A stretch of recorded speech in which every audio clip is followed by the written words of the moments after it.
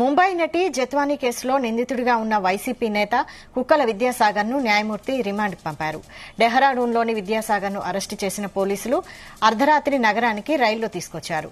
Ibrahimpatnam PS వద్దకు తీసుకెళ్లిన పోలీసులు ఆ తర్వాత విజయవాడ ప్రభుత్వాసుపత్రికి తరలించారు. అక్కడ వైద్య పరీక్షలు పూర్తి చేశారు. అనంతరం న్యాయమూర్తి ఎదుట హాజరుపరిచారు. నిందితుడికి న్యాయమూర్తి వచ్చే నెల 4 వరకు రిమాండ్ విధించారు. ఆ తర్వాత విద్యాసాగర్ ను విజయవాడ సబ్ జైలుకు తరలించారు.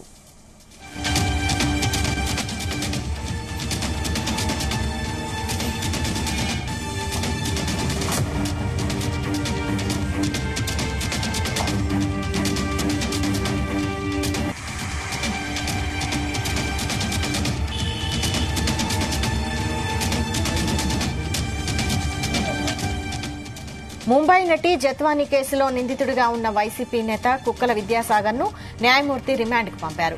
డెహ్రాడూన్లో విద్యాసాగర్ ను అరెస్టు చేసిన పోలీసులు అర్ధరాత్రి నగరానికి రైల్లో తీసుకొచ్చారు.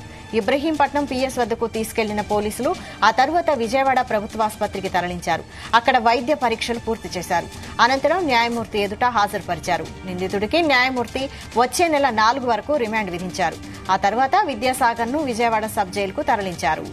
ఇదే అంశంపై మరిన్ని అప్డేట్స్ మా ప్రతినిధి యశ్వంత్ అందిస్తారు. యశ్వంత్, రైట్, గత ఆంధ్రప్రదేశ్ లో కీలకమైన ఘటన అయితే చోటు చేసుకుని చెప్పుకోవచ్చు. గతంలో కూడా ముంబై నటి జత్వానీ కేసులో అయితే మాత్రం ప్రస్తుతం ఒక కీలక పరిణామం అయితే చోటు చేసుకుని చెప్పుకోవచ్చు. గత 4 రోజుల క్రితమే జూన్ లో అయితే మాత్రం ప్రధాన ముద్ద అయినటువంటి కుక్కల విద్యాసాగర్ ని పోలీసులు అదుపులో తీసుకున్నారు. దీంతో కూడా 3 రోజులు విచారించి అనంతరం కూడా నిన్న రాత్రి ప్రత్యేకంగా ఒక రైల్లోనే విజయవాడ ఇబ్రహీంపట్నం కొండపల్లి వద్దకి తరలించి అనంతరం కూడా అక్కడి నుంచి రోడ్డు మార్గాన ఇబ్రహీంపట్నం పోలీస్ స్టేషన్ తరలించి అక్కడే విచారించిన అనంతరం కూడా ఈ రోజు తెల్లవారుజామున విజయవాడలో ప్రత్యేకంగా కోర్టులో హాజరుపరిచారు. జడ్జి గారి ముందు హాజరుపరచడంతో ఆయన వచ్చే 4వ తేదీ వరకు అయితే మాత్రం రిమాండ్ విధించారు. దీంతో కూడా అతనికి ప్రత్యేకంగా జీజీహెచ్ లో కూడా వైద్య పరీక్షలు నిర్వహించి అనంతరం కూడా 4వ తారీఖు రిమాండ్ వరకు కూడా విజయవాడలో జిల్లా కోర్టు జిల్లాలో జైలు తరలించి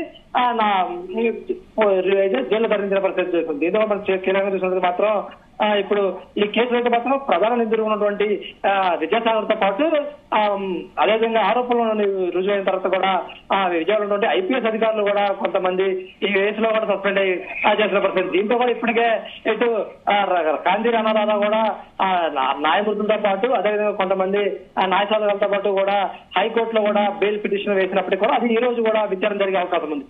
దీంతో కూడా ఈరోజు మధ్యాహ్నం కూడా ఈ బెయిల్ పై ఉన్నటువంటి ఈ బెయిల్ క్రాంతి రాణా వరుసగా రాణాపై కూడా కొంత పరిణామం చోటు చేసుకుంది. దీంతో కూడా ఈ రోజు అయితే మాత్రం ఇటు విద్యాసాగర్ రిమాండ్ విధించినది మాత్రం ఏమైనా ముద్ద అయితే మాత్రం రిమాండ్ విధించినప్పుడు మాత్రం కొంచెం అనుకున్న దానికి కూడా ఇటు ఈ రోజు మధ్యాహ్నం తర్వాత కూడా ఏదైతే క్రాంతి రాణా దాకా కోర్టు ఆచరించారు దాంట్లో కూడా ఈ రోజు కోర్టు ఏ తీర్పు ఇస్తారని కూడా కొంతమంది అయితే మాత్రం చాలా ఆశ్చర్యంగా ఎదుర్కొస్తున్న ఘటన అయితే చోటు చేసుకుంది. దీంతో కూడా ఇలాంటి ఘటనలు కూడా పునరావృతం అయితే మాత్రం దీంట్లో కూడా మరికొంతమంది అధికారులతో పాటు నాయకుల ప్రయాణం కూడా వాళ్ళ పేర్లు కూడా బయటకు వచ్చే అవకాశం ఉంటే మాత్రం తెలుస్తుంది.